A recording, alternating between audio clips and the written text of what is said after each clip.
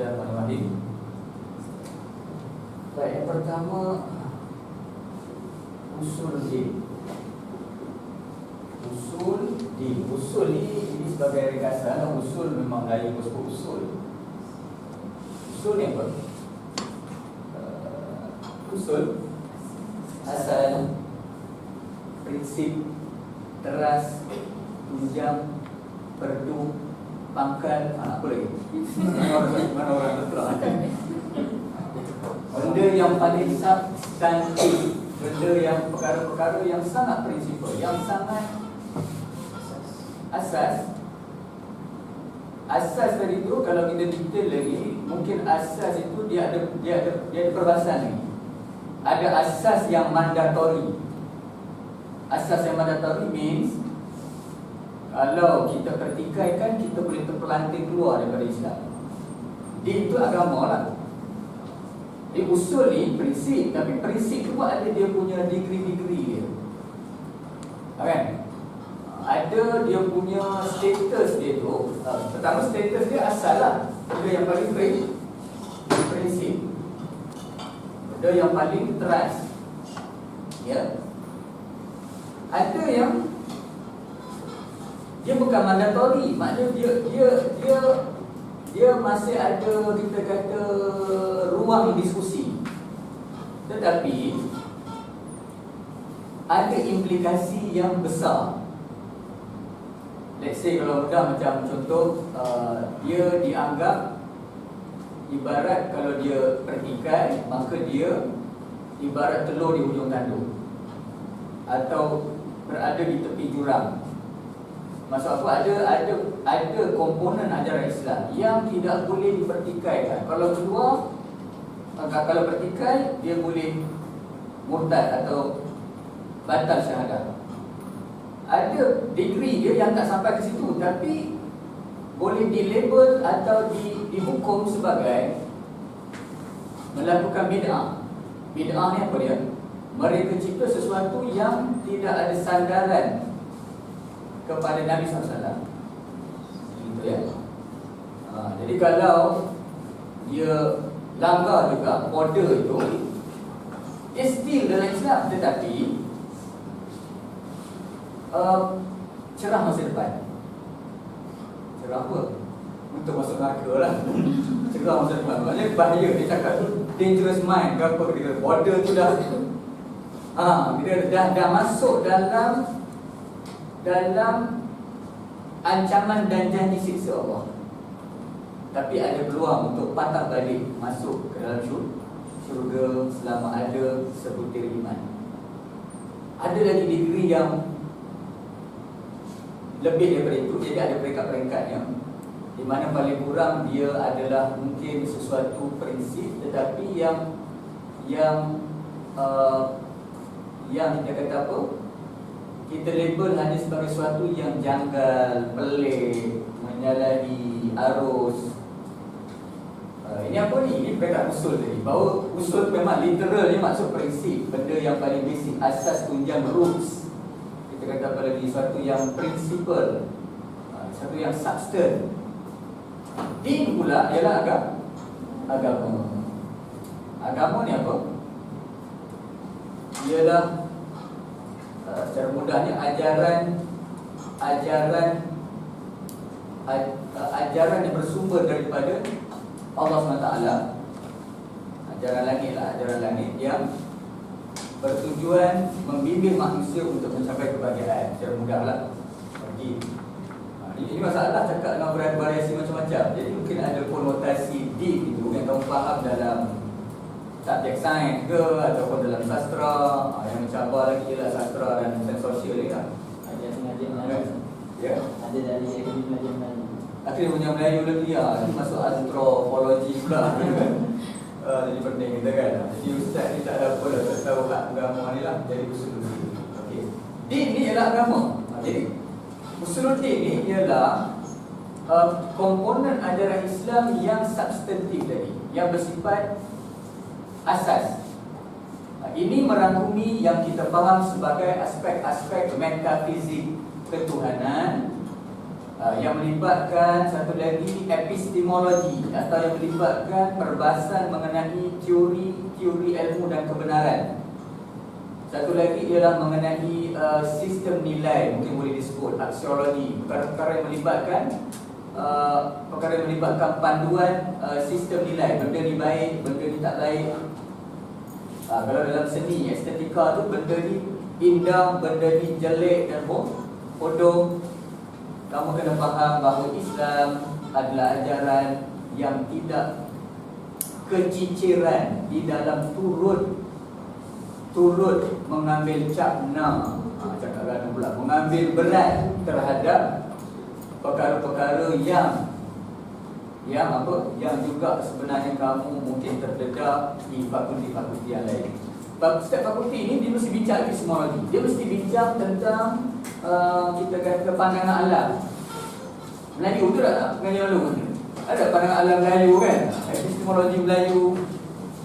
Linguistik pun walaupun dia bahasa satu yang untuk praktikal, tapi dia juga tidak lepas daripada pengaruh epistemologi mesti dibahaskan. Metafizik mesti kamu belajar contohnya sejarah bahasa. Jadi kita kena faham dalam fakulti di Universiti Melayu, Universiti Melayu, semua universiti setiap universiti tadi mesti ada falsafahnya masing-masing di setiap fakulti. Maka cabaran bagi PMIUM ialah bukan sekadar ini jadi bercampur-campur ni antara kamu nak apa sebenarnya kan. Kadang-kadang beginilah, ini satu ni juga satu cabaran. Cabaran kamu untuk persatuan mahasiswa ialah bukan saja kamu mesti melihat misi ataupun matlamat kita tu menurut perspektif ataupun aras pandangan yang gegak gempita di luar. Contoh tanpa menafikan keperluannya. Di luar sedang heboh tentang GST contoh. Adakah mesti untuk membuktikan kebersamaan kita itu mesti kita juga gegak gempita dengan GST di dalam? Means bukan kata itu tidak penting, itu masuk dalam senarai, dalam listing. Tapi ada tak suatu agenda dan ruang lain yang menjadi pengkhususan mahasiswa yang tidak mampu dilihat oleh lain daripada mahasiswa? Iaitu sampah syarat fahaman sekular di dalam falsafah-falsafah yang terdapat dalam bidang ilmu masing-masing. Kita heboh pasal GST kerana kita nampak kegelapan GST itu di luar. Kegelapan, bayangkan di luar. Dia nampak gelap di luar, kita pun nampak gelap di dalam bagi kaum mahasiswa. Tapi ada tak yang mereka di luar tak nampak dia tu gelap, tapi yang paling popular ialah yang datang dari barat. Dalam bahasa dia ada, perbahasan dia dalam sejarah, dalam tamadun dan sebagainya. Adakah benda ni, ustaz yang ceramah ni konon dia seorang je yang baru jumpa? Tak, bukan perasan ustaz baru jumpa ni, tak. Ramai dah menyedari konflik dan masalah ini. Krisis apa? Krisis bahawa acuan pemikiran dan juga ilmu tidak boleh lepas daripada suatu prinsip yang akan mencorakkan acuan dia itu. Oleh kerana itulah lahir gagasan-gagasan tadi. Saya Hakim Al-Atas sudah menyuarakan perkara ini sejak 70-an. Bila dibentang di Arab Saudi, siapa yang ada baca kita tu, ada baca tak? Tak baca. Baca sejarah gagasan. Kadang-kadang kau pernah dengar tak apa ni grup hakim? Terus semua ada. Entah juga, yang lain ada hakim-hakim. Kalau siapa yang join hakim tu, dia dah, ini dah dah lali dah, setiap bulan dengar lah. Jadi bila kamu ke first time dengar, apa dia? Mereka yang idealisme dia ataupun cita-cita dia tinggi untuk, yalah, sebab mahasiswa ni nak mengubah realiti tu, maka yang saya sebut tadi, islamisasi ilmu, macam mana nak integrate usuluddin ni dengan bidang lain, itu sudah lagi dibincangkan.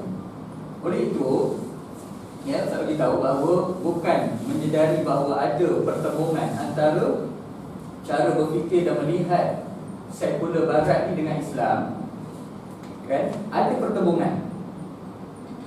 Ustaz ke bawah ustaz? Tak, bukan ustaz, dah lama dah. Sejak daripada itu Osmaniyah 24. Lepas tu bila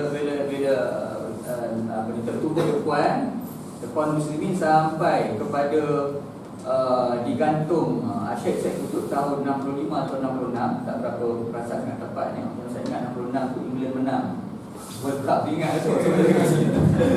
Tapi Syekh Qutb tu juga 65 atau 66, tak pasal juga. Point dia ialah ini perasa atau tidak. Syekh Qutb kenal tak? Kenal dari mana kamu dengan Syekh Qutb?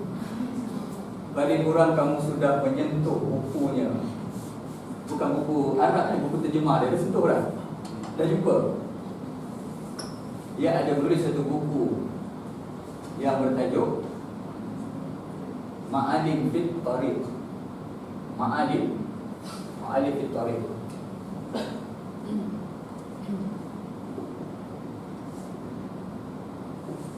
Milestone ni petunjuk sepanjang jalan. Petunjuk sepanjang jalan. Buku ini sebelum Syekh Qutb tu digantung, buku dia ni antara buku yang memerihalkan pertembungan antara usuluddin ini dengan usul atau prinsip-prinsip barat. Dia cerita dalam kitab kita cuba dapatkan. Di Mesir payahlah sebab dah diharamkan. Tak ada dah, kecuali kalau ada mungkin secara fasa gelap. Tapi di Malaysia dia telah diterjemahkan sejak 60-an, 70-an, tahun 70-an. Saya boleh dapatkan, baca lah. Tapi nak baca kena berburu lah. Tak boleh baca seorang, nanti jadi IS pula. Jadi itu jaga-jaga. Kamu tahu tidak ada yang IS belum jadi saya masuk ke dewan ni. Kamu dah usah yang terpilih ni sebab apa? Ustaz tanya sahabat ni berapa tertutup ke terbuka ni kan? Tertutup. Bila tertutup ni kamu ni adalah mesti saya terpilih. Istighfar tu kan? Bukan mudah ni nak saring kafir itu dan ini yang terpilih lah. Yang lain tu bukan saja mungkin saya rasa mungkin tak concern sangat ke. Jadi kau nampak minat kan bila saya cakap terus kan. Tu kan. Nampak macam minat saja-saja ni ke sebab kantuk ke boring Allah malam lah. Tapi kalau yang masih ada nak kafir, balik ke cerita ni. Bila buku diterjemah petunjuk sepanjang jalan dalam bahasa Melayu, buku ini ada sihir dia telah menyihir atau telah menarik perhatian mahasiswa tahun 70-an. Sehingga kemuncaknya Tun Dr. Mahathir, masa tu dia jadi Menteri Pelajaran, telah mengharamkan buku ini dalam bahasa Malaysia. Tapi kejap dia benda tu sebentar saja. Jadi sekarang masih boleh ada di pasaran, ada delivery, tak masalah. Cuma bayangan ma'alif itu kelihatannya memberi sesuatu mengenai pertembungan di antara prinsip barat dan juga prinsip Islam. Usul prinsip Islam. Okay. Jadi ceritanya perkembangan yang lain lagi tahun 70-an lah, saya nak ke atas profesor terkenal lah. Dia ada, kamu pernah dengar tak nama? Ni nama pun tak pernah mesti pernah dengar kan? Saya kata jangan terkeliru dengan Syed Hussein Al-Attas. Yang kedua Syed Hussein yang PR Manas ini abang Syed Naqib Al-Attas ni, dia hebat di bidang sosiologi. Jadi dia ada falsafah dia juga. Jadi di situ dalam buku ni dia mengkritik falsafah antropologi yang memuja kolonialisme. Jadi dia nak bawa satu alternatif tafsiran yang lain terhadap asal usul bangsa Melayu dan juga sikap dan tabiat bangsa Melayu. Jadi mitos pribumi malas, dia nak melawan balik teori yang kata orang Melayu ni mundur sebab tabiat orang Melayu. Jadi dia menyalahkan bahawa faktor yang lebih dominan ialah kolonialisme yang menyebabkan bangsa Melayu ini menjadi lemah, bukan sebab mitos atau khayalan yang mendakwa nature orang Melayu itu yang lemah. Jadi siapa ni? Itu abang Syed Nakib Al-Atas. Cerita nak lalu dah jauh tu. Jadi yang kita nak tu ialah Syed orang kat atas. Syed orang kat atas ni, dia pula macam abang dia juga, dia bawa satu falsafah yang lebih tinggi, iaitu yang lebih mempengaruhi dunia pengajian Usuluddin ini. Jadi dia buat satu gagasan, apa dia? Gagasan Islamisasi ilmu, tetapi menekankan kepada aspek semantik bahasa. Semantik bahasa, iaitu perkaitan di antara lafaz dan makna. Lantas dia juga bawa satu teori mengatakan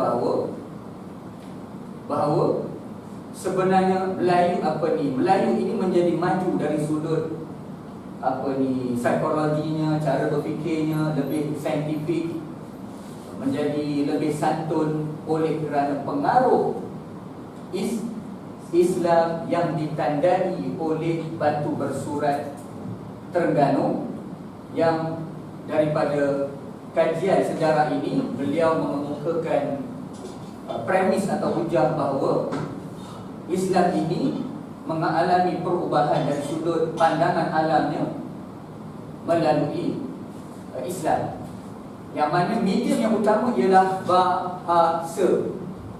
Maka dia keluar satu teori, untuk kita lawan Barat, kita kena Islamkan bahasa. Perspektif ini pernah mempengaruhi Datuk Seri Anwar Ibrahim. Apabila beliau menjadi Menteri Pelajaran, beliau menukar Kementerian Pelajaran menjadi Kementerian Pendidikan. Mengapa? Kerana pengaruh Al-Atas mengatakan bahawa bila kita ubah wording tadi, wording yang baru akan memancarkan pandangan metafizik alam yang baru. Itu cara Islam. Jadi sekarang ni anak-anak muda Al-Atas pun ada juga grup dia di UTM. Dia tubuhkan hakim dan beramal syarah-syarah yang melihat bahawa cara nak berdepan dengan Barat, sekular, kezaliman, kegelapan di luar sana tu nak match dengan dunia akademik di dalam gua universiti ini ialah dengan Islamisasi bahasa. Lepas pada Syed Qutb dia, kalau kamu baca dulu, dia menjelaskan pertentangan ini tadi dalam bentuk agak kesalafiahan pula. Salafiyah macam pendekatan Ibnu Taimiyah yang bila nak lawan Barat, dia akan melibatkan perbahasan 3 tauhid. Tauhid rububiyah, tauhid uluhiyah, tauhid asma' wa sifat. Sebab itulah pada tahun 70-an usrah-usrah yang berlangsung mesti menyokong laras bahasa paradigma Syed Qutb ini. Itu yang menimbulkan rasa gerun kepada Barat dan juga ejen-ejen Barat di Islam. Apa rasa ejen? Bagaimana? Jadi dia macam dia punya timeline dia lah. Jadi kita Ustaz nak tadi, bila kamu tanya satu soalan, kamu tanya sikit ke Ustaz, aku tak ada suruh dia Ustaz ada cerita banyak. Dia punya jalan sejarah dia. Sebab Ustaz ni kena bersih sikit, jadi baru Ustaz melantah. Dia kamu cukai sikit, Ustaz melantah ni. Melantah. Jadi dia ada, kita 2015, dia ada satu sini, Syed Qutb tadi. Lepas tu tahun 70-an, ini dah Al-Atas tadi. Kerana nanti di depan ni nanti dia ada Al-Farqi.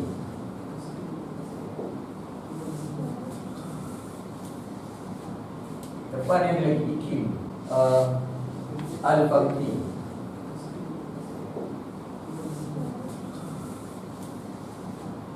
Depan ni ada lagi Ikim era Mahdi. Dia ni dekat dengan Islam. Ini Badi kat tulis ni, kamu kalau Ustaz tak suka Ustaz sempat dengan Wanji tu kejap lah. belum faraqah dengan dia. Islam ala Protestantisme. Satu. Jadi ada puzzle banyak. PMI di mana? Bukan PMI.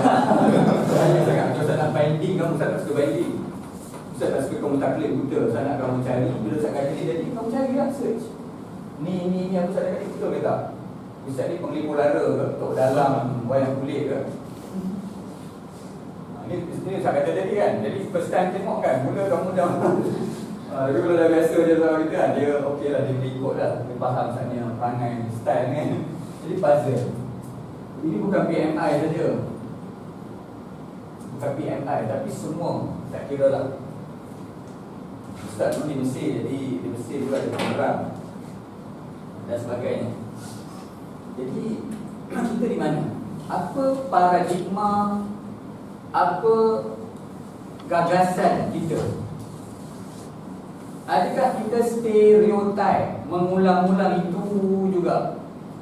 Ataupun kita ni Islamik tapi opportunis, haraki lah, haraki, dinamik, tapi secara jangka panjang dia tak tahu mana plan A sampai Z yang perlu dicapai sepanjang sejarah kronologi panjang mahasiswa. Bukan jadi tak ada Ustaz. Siapa yang akan corakkan? Itu tengoklah di mana dia pergi dan macam mana paradigma dia yang ada. Silap-silap masuk yang ni ke yang itu, Allah Alam, kita tak tahu. Tak berlalu kan tu. Balik. Ini keluhan-keluhan. Ini tak suka jadi keluhan-keluhan begitu kan. Maknanya kerisauan-kerisauan. Balik dari tadi, jadi dalam Ma'alim saya kutuk mengkritik konsep tamadun barat yang didukung oleh Malik bin Nabi sebagai contoh. Dia mengkritik sains sosial barat. Dia mengkritik ketandusan, kekeringan perigi barat untuk menyumbang sesuatu kepada manusia dalam makna itu. Ini yang mencorakkan gerakan Islam tahun 70-an. Jadi masa itu bila usrah, saya ingat bila usrah di sekolah menengah, dalam risalah usrah Al-Qurwa, Cik Ali Sungit, Pak Abu kata, Pak Abu kalau yang terkenal masa kami sekolah-sekolah menengah dulu, risalah usrah itu bab awal rububiyah, uluhiyah, asma sifat, rububiyah, asma sifat kan. Zaman kamu sekarang ni Ustaz tak tahu apa maklumat sedia ada pada kamu kan. Kalau orang belajar tu dia pula dia pening pula, ya Allah kan. Dia kata apa? Geng-geng Islam ni pula dia bahas pula tauhid 3 yang Yuntanya ni sesat pula. Jadi pening pula. Jadi kami 3 kat dengar tak? Uluhiyah pula sama sifat dengar. Dengar. Apa masalah pada dia? Apa masalah pada tauhid 3 tu? Tak tahu. Dia panjang cerita dia. Itu dia kena belajar, dia kena buat satu timeline lain pula. Timeline apa? Ini antara Salafiyah, Asy'ariyah, Maturidiyah, Tahawiyah. Ada aliran yang ada tu tentang Ahlussunnah. Dia ada kronologi ASWJ pula. Cerita panjang tak, tahun tua, tahun muda ni cerita lain. Ini cerita pasal apa? Ini tajuk dia tadi. Dia pakai Muslimin ni dari sudut Ustaz Afqah tak tahu bila Ustaz dipanggil dalam majlis yang khusus pagi ni. Dia mesti lain sikit dia punya orientasi dia daripada proforma yang rasmi dalam pengantau sijil. Itu cerita lain. Itu syarat untuk dia dapat sijil. Tapi kamu masuk pagi untuk dapat sijil kan? Dia lain sikit kan? Saya yakin kan? Ini orang cream of the cream of the cream of the ice cream. Jadi satu. Jadi gaya cerita tu lain sikit. Sama nampak. Dia pergi pula ke sana kan. Jadi bila alatan ni dia bawa dia apa Islamisasi ilmu. Itu juga mempengaruhi.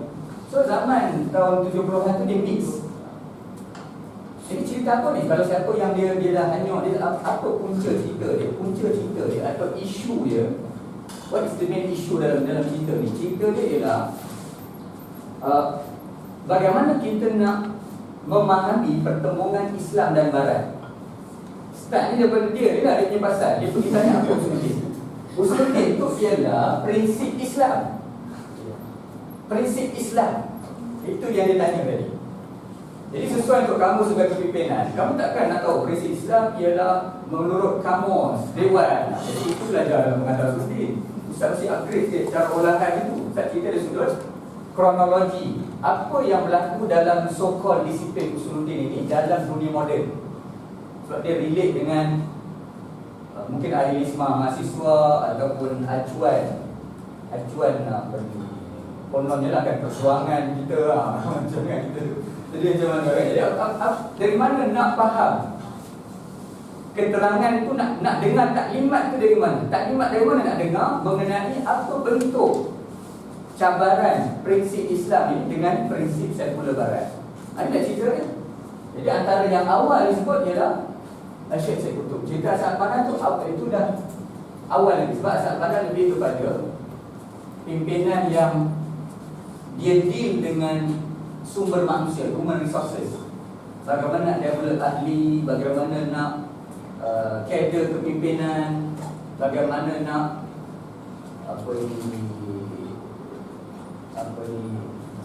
merancangkan cawangan-cawangan, kan? Dia lebih berorganisasi dan kemanusiaan. Tapi makna tu tahu, dia macam kita kata ideolog lah. Ideolog, lagi apa lagi kita kata pemikir. Jadi cita-cita jangka panjang F1 itu untuk mencapai ustaziatul alam, supaya Islam ini dapat menjadi rujukan dunia, itu tersirat dalam makna fitrah. Cerita tadi. Jadi dengan bila berlaku lagi pengembangan atas pula, dia kemukakan buku dia Prolegomena of the Metaphysics. Apa kita ingat lah, dia ada tajuk dia Prolegomena tu mukadimah lah. Dia ada karang, so dia yang berlaku usulnya yang melibatkan Islam, perubahan sosial. Dia bukan tiba-tiba datang itu. Kita bukan aktivis biasa, kita aktivis mahasiswa. Jadi dia punya lengkok tu, dia punya laras dia tu, dia punya pattern dia tu mesti ada yang beza dengan. Sebab dia bukan stereotype. Stereotype ni maknanya sama je. Kau dengan kat luar tu sama je. Padahal kita ni mahasiswa. Itu saya selalu merubuk dekat student pengantar. Saya kata title mahasiswa tu, maha tu daripada bahasa Sanskrit. Maha makna apa? Maha lawan dia hina. Dalam bahasa Sanskrit, hina ni maknanya kecil, maha makna besar. Sebab tu ada Buddha Mahayana, Buddha Hinayana. Buddha kenderaan kecil, Buddha kenderaan besar. Poin dia ialah perkataan maha tu, maha siswa, maha makna besar. Maksudnya seorang mahasiswa ni jiwa dia besar, pemikiran dia besar, cita-cita dia besar, nafsu besar, nafsu besar, kereta besar, isteri besar, suami besar. Tak lah, mesti dia punya jiwa dan cita-cita dia. Okey.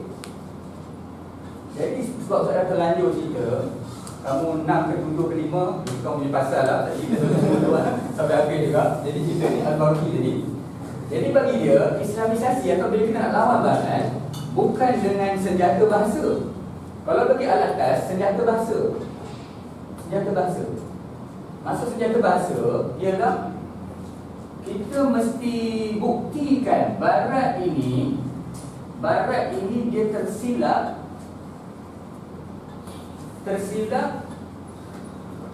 berpangkal daripada makna yang silap, daripada bahasa mereka yang salah. Maksudnya ialah bahasa mereka dicorakkan oleh selain daripada tauhid. Maka untuk kita dapat mengatasi barat, kita mesti memasukkan input tauhid kepada semantik bahasa.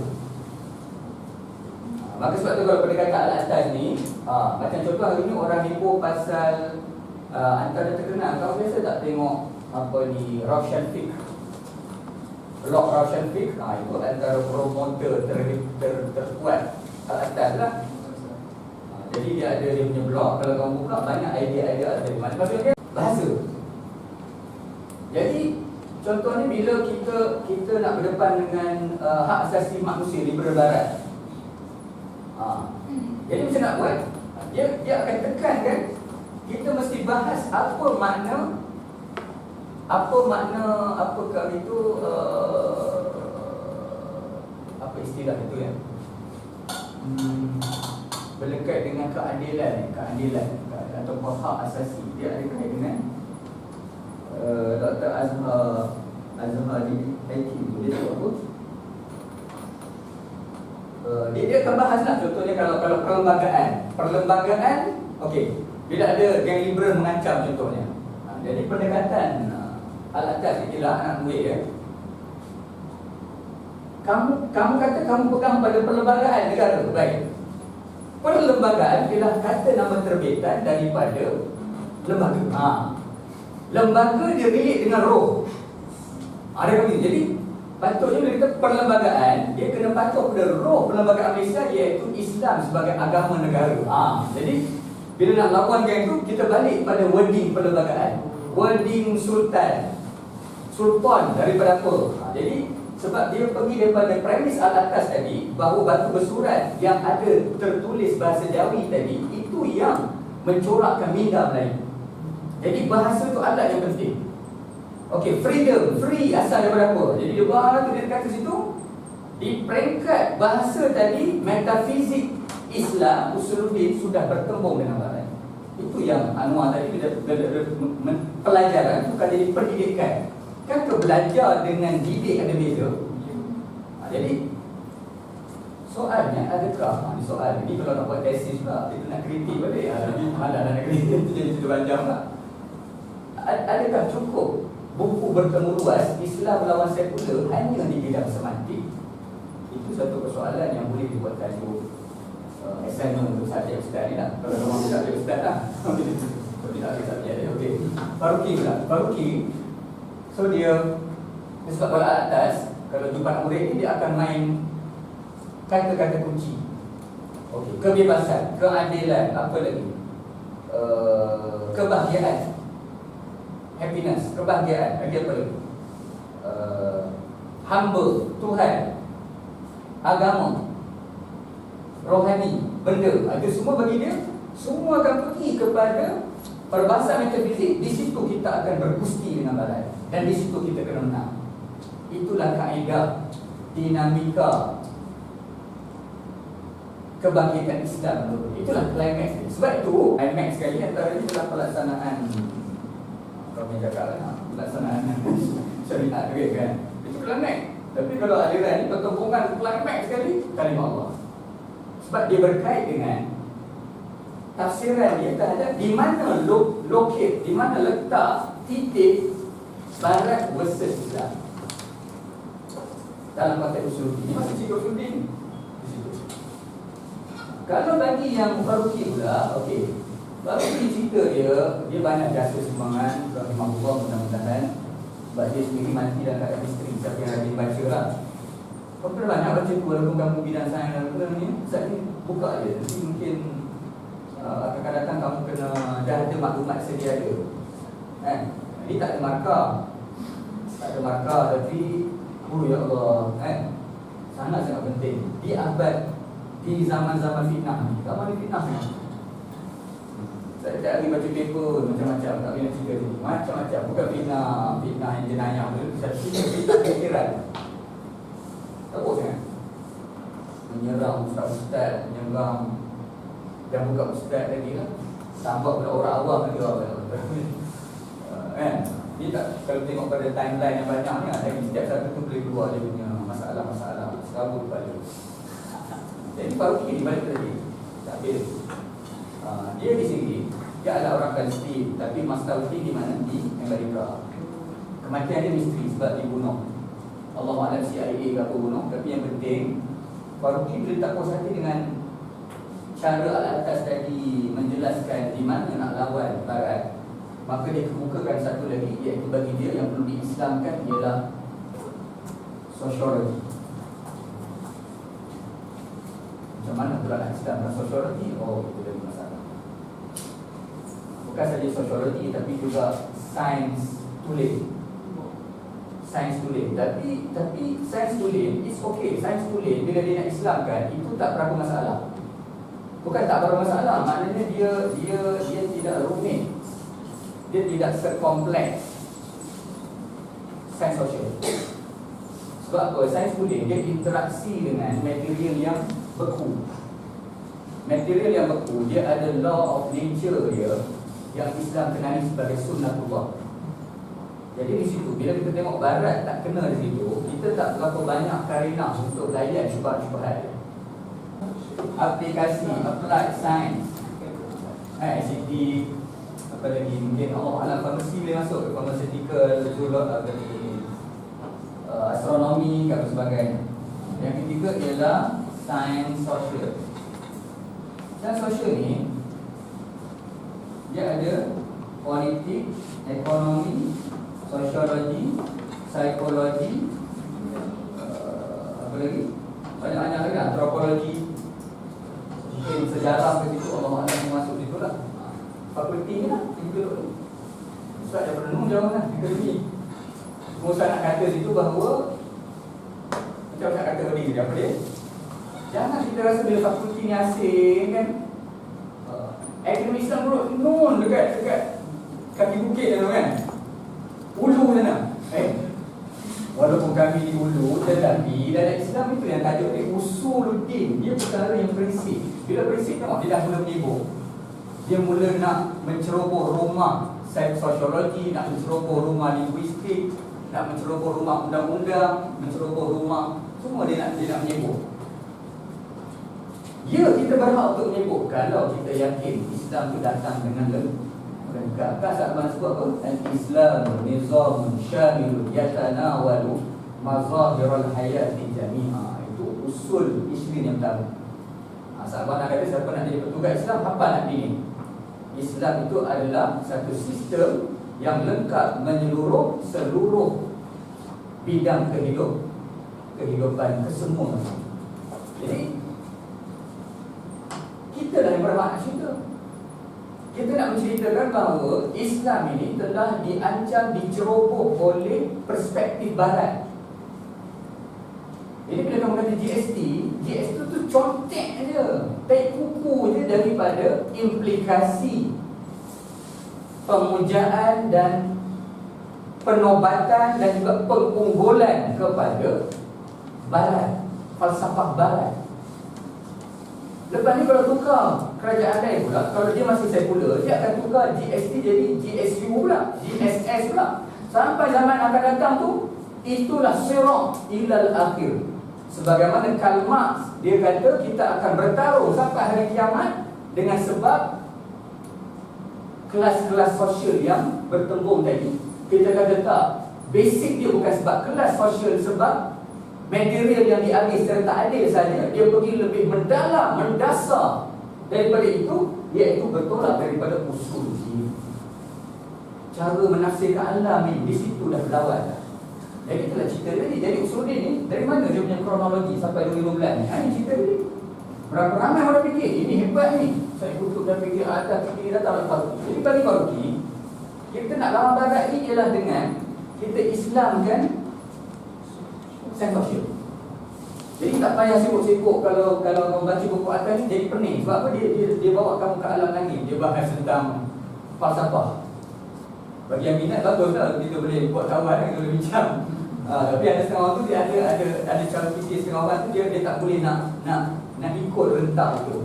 Jadi bagi orang-orang Faruqi ni dia lebih dekat dengan Ibn Rushd tadi. Ibn Rushd ni dia kena cerita pula falsafah Islam. Ibn Rushd ni dia bertanggungjawab, dia pernah mengkritik Imam Al-Ghazali. Siapa pernah dengar?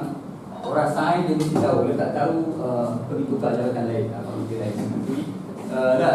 Pasal Ibn Rushd dia kritik Al-Ghazali dalam masalah causality, cause and effect. Cause and effect ni siapa tak belajar dalam sains, tak payah ambil sains lah.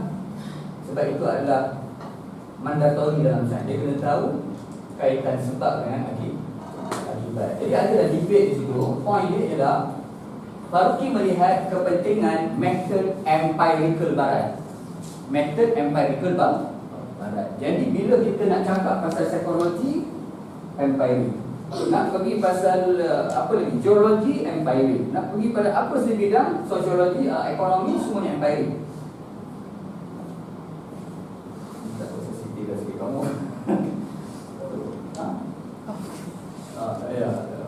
Ya, ada boleh ikut lah. Jadi masalah bila kita nak bawa pengisian Islam, kadang-kadang berlaku gangguan. Maksudnya gangguan ni ialah usaha nak membantutkan tercapai pelaksanaan itu.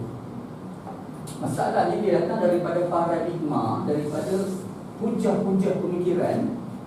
Yang hujah pemikiran tadi itu ada sandaran yang kelihatannya intelektual, akademik, rasional dan saintifik dan ilmiah. Sedangkan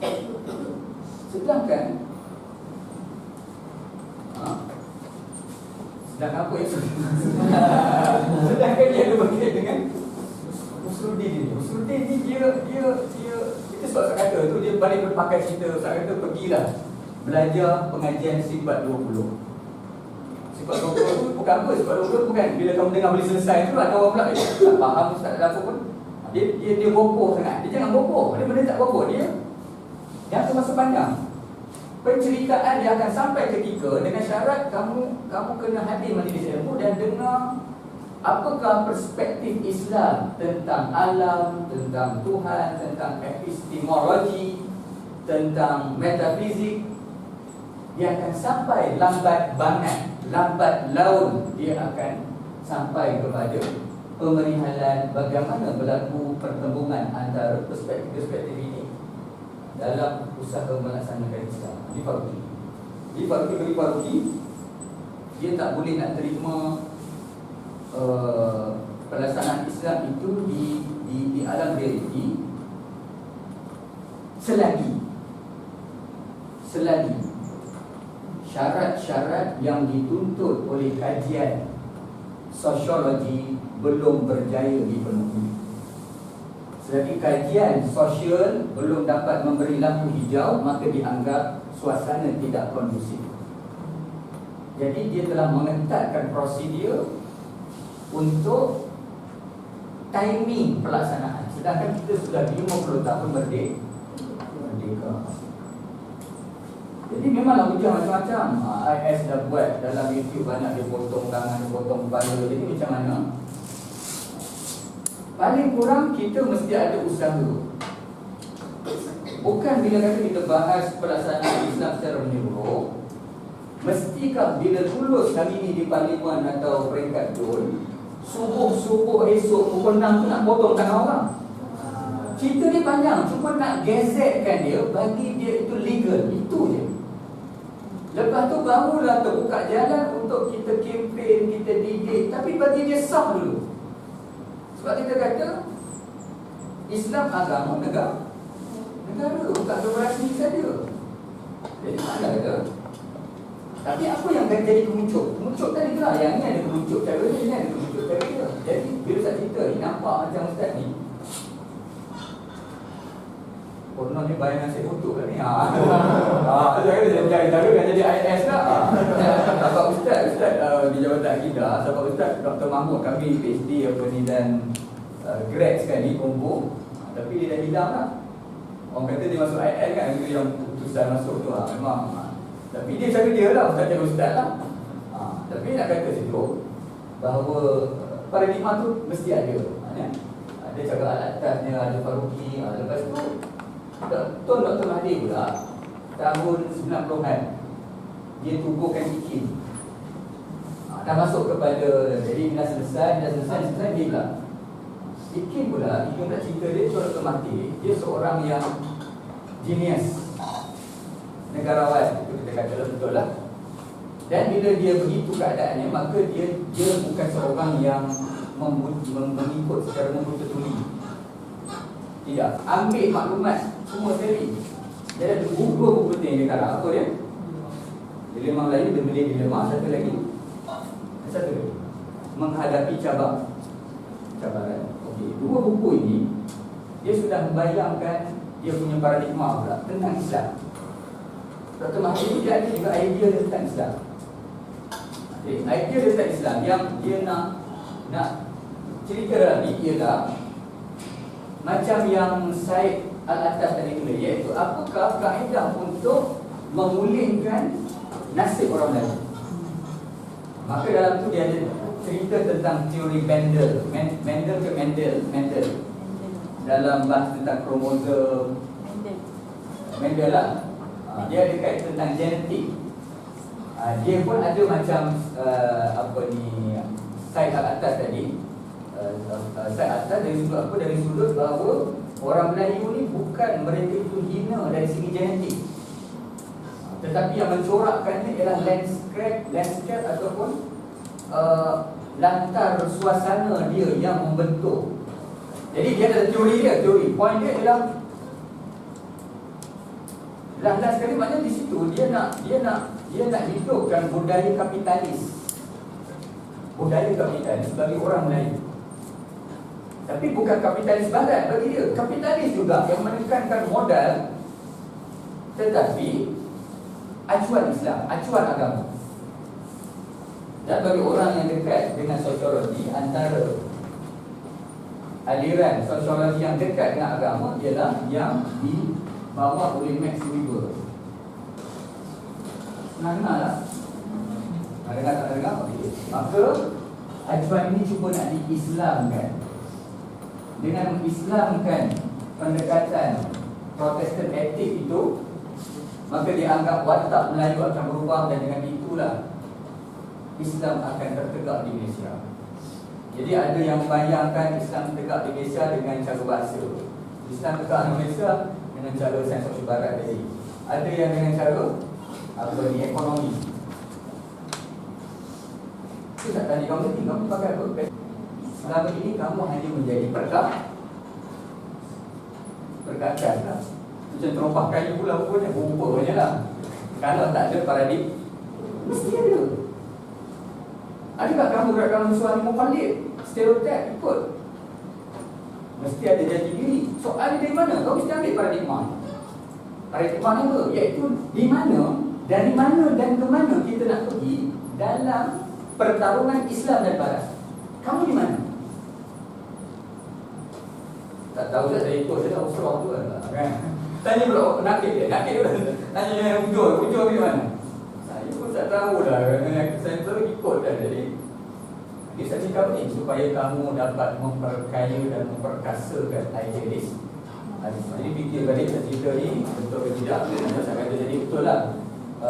Ustaz mula dia tak tengok mana lah. Ustaz ni jadi tengok Ustaz ni jalan, Ustaz ni cakap kan.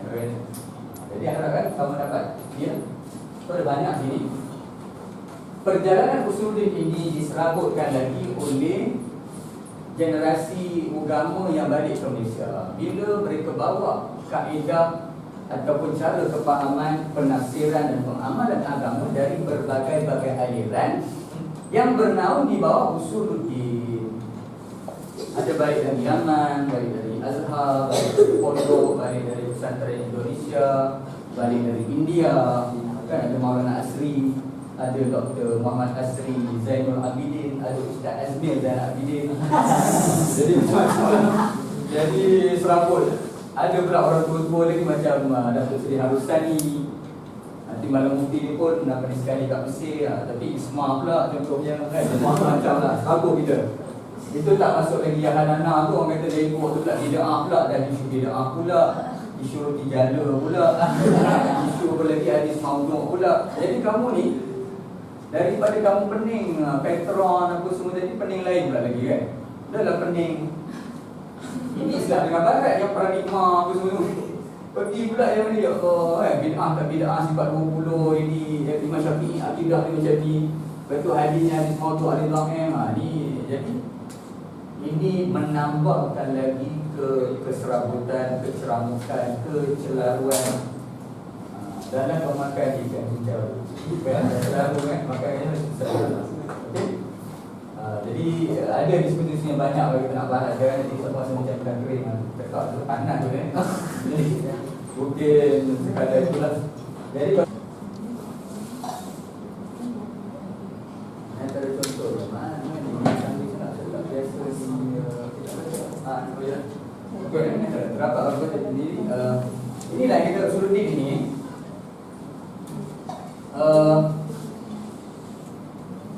Ini secara umum. Secara umum inilah dia prinsip-prinsip Usuluddin. Okey. Jadi yang saya cerita ni saya rasa macam skip jauh sangat sebab kamu banyak lagi yang kamu boleh tahu. Nanti kalau kamu tengok apa prinsip Usuluddin ni, tengok sini. Yakin bahawa Islam adalah agama. Maksud saya di sini kita dengan Barat akan bertemu pada perbahasan-perbahasan ini, kan? Bukan saja Barat, tetapi falsafah asing, ideologi juga kadang-kadang melibatkan yang saya kata tadi kan ada yang mandatori, ada yang boleh jadi bid'ah. Tapi yang ini yang jernih. Kalau pegang inilah yang murni sepatutnya. Yakin bahawa al-Islam agama yang diperintahkan oleh Allah Ta'ala. Ini nampak macam biasa kan? Tapi kan kalau kita huraikan, dia akan ada pertemuan antara teras Islam ni dengan lain daripada Islam. Contoh bahawa yakin Islam adalah agama yang berdoa untuk kita berpegang teguh dengannya. Tengok hari ni ada fahaman pluralisme agama sebagai contoh. Kalau pergi di sini, ada orang yang tolak sahabat. Masalah pimpinan ulama sebagai contoh. Maksudnya Islam ini dia ada sumber dan ada metod, ada kaedah. Mereka yang menguasai kaedah untuk menggali panduan Quran tadi, ini pengkhususan ulama. Mengapa ulama? Kerana ulama bergelumang dengan kaedah asasnya, iaitu bahasa Arab. Oleh kerana Quran ini bahasa Arab, maka nak memahaminya mesti berkait dengan ilmu-ilmu alat yang dicorakkan oleh bahasa Arab. Tapi kita nak cakap lah, itu bila ada merge, orang kata nak merge akademi Islam dengan Melayu, kita fikir satu itu. Adakah prinsip akademi Islam ini yang dia bertunjang kepada bahasa Arab akan lebur identiti dia bila merge? Jadi akademi Melayu mungkin dia ada kaedah di sini, mungkin antropologi itu satu yang penting. Tapi bagi kami Islam untuk faham Quran hadis, dia mesti bahasa Arab. Daripada bahasa Arab dia lari ilmu-ilmu lain tu, fiqhnya. Sebab jadi kalau cerita panjang lah. Ayat Quran tu dia ada kata sendi. Setiap huruf dalam Quran tu dia ada rahsia dia. Mengapa tak begini, mengapa begini. Kalau fakulti linguistik tu yang Ustaz Zahazah Muhammad tu saya buat ke fakulti linguistik. Dia tak buat di tu lah. Tak dalam Melayu dia cakap. Ustaz Zahazah ingat kan? Ustaz Zahazah Muhammad. Dia buat PhD di linguistik kan. Tak pasal? Tak tahu. Tak tahu. Saya fokus sekali. Baik, pergi dia. Penting bahasa Arab. Kedua, yakin Allah Ta'ala ini kan nak lawan dengan Kristian sebagai contoh. Dia ada pencipta memberi mudarat. Itu kalau ada apa yang Allah sebagai sebab ja'li, ini akan dari cause and effect. Causality, causation bila bahas dalam apa ni sains. Bila kita belajar usul kedua ni dengan huraian dia, kita dapat membina pemikiran kita itu. Bila datang keraguan dari barat, kita akan dapat menangkisnya. Ketiga, ini yang kata sifat 20 kena belajar juga kepadiman, qadim tak qadim lah. Sebab nanti semua disiplin yang ada ni, bila dia tak pakai minyak petrol ni, dia akan pakai minyak lain. Setiap disiplin kamu ada dia punya hijab pemikiran untuk kita sampai pada Allah. Patut bila kita belajar contoh linguistik tu, mesti linguistik tu ialah manifestasi daripada kesantunan takbir Allah pada manusia. Bahasa itu satu nikmat. Tapi adakah bahasa ni dapat jadi alat kita sampai pada Allah? Ada tak teori lain yang akan hijab? Dia akan hijab dengan teori-teori yang macam-macam, yang kita stuck, kita tersekai tak sampai pada Allah. Mesti ada. Kaitilah semua kita. Jangan kita maaf cakap. Memang semua ada. Dalam kimia ada Lavoisier, dalam ekonomi ada Thomas Malthus. Macam mana dia sekat itu kena bincang lain. Dalam biologi, antropologi dia ada Darwin. Tapi Haru Yahya, alhamdulillah Allah lahirkan untuk lawan Haru Yahya. Tapi siapa lagi yang lain tu? Dalam psikologi mungkin dia ada Dewey ke, dia ada Freud. Bahasa tadi alhamdulillah bila ada al-atas, itu okey lah, dia boleh counter sedikit masalah semantik. Buka balik buku al-atas tu, dia akan banyak bagi input pada linguistik. Tapi kita tak cukup dengan linguistik. Kita kena lawan lebih daripada itu. Kerana Islam itu dicabar lebih luas daripada cabaran kepada linguistik. Dia cabar dalam undang-undang, baca pula John Locke-nya, Thomas Hobbes dia, apakah prinsip hak asasi manusia dia. Dia macam bila Ustaz cerita ni macam Ustaz ni nak buat universiti baru pula kan. Maksud Ustaz siap-siap nak datang tadi. Ustaz fikir agak-agak puan nak cerita ni, kata satu mahasiswa ni macam kena cabar dia orang ni untuk buat satu identiti macam universiti baru pula. Ini bukan duri dalam daging. Bila nak kata kita mesti bentuk. So apa? Bangkai cerita tadi saya kata kan, kita jangan stereotype. Maknanya kita ada gelombang dan momentum kita dan vibrate kita sendiri sebagai mahasiswa Islam. Mestikah semua stereotype? Luar cakap A, kita pun cakap A. Ya, ada certain